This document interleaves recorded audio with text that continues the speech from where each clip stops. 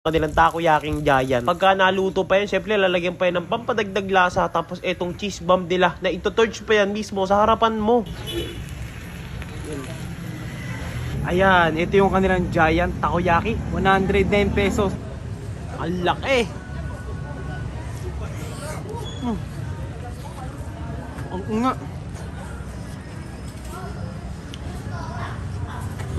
Sa totoo lang guys, nasarapan talaga ako kahit hindi ako mahilig sa takoyaki. Mainit man siya guys, pero yun kasi yung best time para kainin tong takoyaki. Yung tipong kakaluto lang, ganun. At habang nag-aantay nga ako, napapansin ko talagang ang dami nagpapaluto, tsaka ang dami rin customer ng takoyaki shop na to. Ito nga pala ang nagbebenta ng Giant Takoyaki, ang Monster Takoyaki na matatagpuan nyo nga lamang dito sa number 48 Tolentino Street, San Francisco del Monte, Quezon City. Bilang hindi nga ako mahilig sa takoyaki guys, hindi ko lang din talaga alam kung anong pinagkaiba nila sa ibang takoyaki shop. Pero dito nga guys, makikita mo kung gaano kalalaki at mukhang premium yung mga